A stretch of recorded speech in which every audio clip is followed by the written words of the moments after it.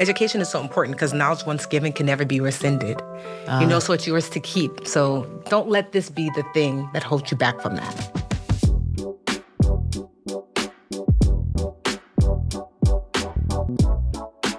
I'm Liz Thomas, head of investment strategy at SoFi. If you're confused about how to pay for grad school, you are not alone. It is complex, it is high stakes, and it can be emotional. New legislation passed has only made things more complicated. We get lots of questions about this topic from people who bank, invest, and borrow with us. I'm joined today by Tiffany Aliche, the budgetnista, and we're going to dig into how the Big Beautiful Bill Act is changing things like Grad PLUS loans, Parent PLUS loans, borrowing limits, and maybe even shifting the way that students have to borrow for college going forward. Thank you, Tiffany, for coming on with us today. I know this topic is very important to you too. Tell us a little bit about why that is. Well, first of all, thank you for having me. And I am a product of student loans. I had student loans for my undergraduate degree. I took out student loans for my master's degree. My parents took out Parent PLUS loans for my 4 sisters and I. And so I've got nieces, I've got nephews. Honestly, loans are a critical component of how I got to be here as the budgetnista. And so I have this invested interest in the changes that are happening. Okay, let's start with the big picture. Give us a sense for where things stand with student lending today. Honestly, Liz, it's such a big system. We're talking about $1.7 trillion in federal student loan debt across more than 40 million borrowers. That's an average balance of about $40,000. Numbers so big that it might be kind of hard to wrap your mind around, but they represent real people who are investing in their education, in their careers, and in their futures. So how will the Big Beautiful Bill change the way that they do that? Well, this legislation reshapes how borrowing and repayment work at a fundamental level, especially for grad students who may need to turn to private student loans due to the new federal borrowing limits. So this is the perfect moment, if I'm being honest, to reconsider your approach. And for folks coming into this stage of life is to consider how they're going to support their educational goals and, honestly, their long-term financial health. Okay, let's get into some of the big changes coming in 2026. Where do we even start? Okay, a big change is that Grad PLUS loans are going away. They won't be available to new borrowers for the academic year starting July 1st, 2026. That marks really a major shift in how grad students are going to pay for school. Walk us through what that means for students. So Grad PLUS loans have been huge for students going to graduate school for degrees. We're talking about master's programs, degrees if you want to be a doctor or a lawyer.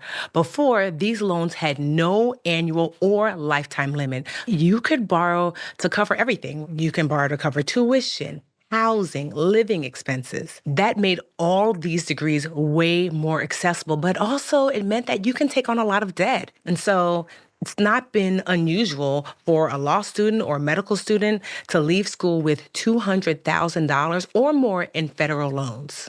Okay, so starting in 2026, grad students, professional students won't have access to this unlimited borrowing. What are their other options? So another big change is the government has set new borrowing limits. So here's the deal, Liz. The new cap is around $20,000 a year for most grad students, up to $100,000 total. But it's $50,000 a year for professional students, up to $200,000 total. And there's a new lifetime cap just under $260,000 for all federal student loans, no matter what. And does the lifetime cap only apply to grad students? That cap applies to all federal student loans. So it includes whatever you borrowed for undergrad and graduate school. And again, all of this applies to new students starting a program after July 1st, 2026. Okay, tell me more about those professional students. You mentioned medical degrees, law degrees, and the higher limits there. Yeah, the Department of Education says that if you're going to school for a medical, dental, or law degree, you're eligible for the $200,000 limit. Right? And if you're not really sure if that applies to you, you can check on the DOE website. But otherwise, grad students will be capped at $100,000 total. Okay, got it. Quite honestly, a good percentage of students are already, and we're talking about like a quarter to a third, are already borrowing at higher levels than these new limits. So these new limits really are going to be quite the culture shock for the new students and how they borrow from the federal government. There's also going to be a shift for situations where parents are looking to help out too, because there are some changes to Parent Plus loans. Okay, tell us more about that. So a Parent Plus loan is a federal loan that lets a parent of an undergrad help pay for school. So for example, my parents did this for me and my sisters, right? The parent takes out loans in their name. Now, these loans will also have new limits now. So let's talk about what some of those limits are. There is a $20,000 a year limit and a $65,000 lifetime total per student limit. And how does that stack up with what tuition costs are today? Well, the average annual tuition today is about $10,000 per year for in-state public schools, $25,000 for out-of-state schools, and around $45,000 for private institutions. And that's before housing and any other costs. Yeah. Okay. So the limits have come down on Parent Plus loans. They probably can't cover everything anymore, which is why we might start seeing a shift towards private lending. Exactly. So, Liz, another big change we're going to see is that more parents are going to have to co-sign for loans. So when you take out private loans, your credit history is going to play a bigger role. That's not so with federal student loans. So that's a big change. And if we're being honest, a lot of grad students and especially undergrad students, they don't have established credit records. So we're expecting to see more parents being asked to co-sign these loans. That can help you get a better rate, but it can also put the parent's credit on the line. Right. Okay. So starting a conversation in families as soon as possible is really important. We have to talk about who's borrowing what, who's co-signing, and then how everything's going to get paid back down the road. Exactly. All of this is going to make advanced planning critical, super important. If you approach these decisions proactively, as in now, you're going to be in a way stronger position to make borrowing work for you and your family. Let's talk about what people can do right now to get ahead of some of these changes that are coming from the big, beautiful bill. So, Liz, the first step is to do your research. The sooner you understand the real cost of a degree, the more options you have to manage it.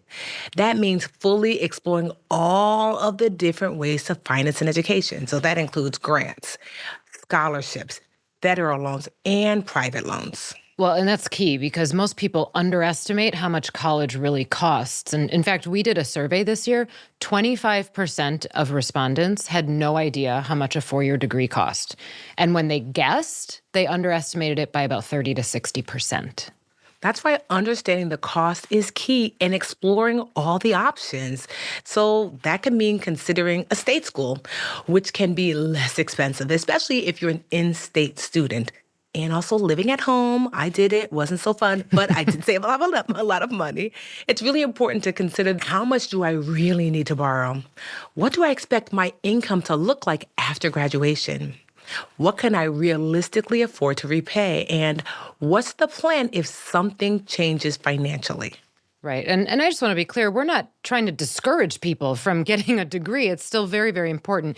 We just want to make sure that you're planning financially for what's ahead. Absolutely. You have to have a clear repayment plan before you borrow. You need to come to terms with your monthly payment, your timeline, your backup options. Knowing all of that in advance will help give you way more confidence and control.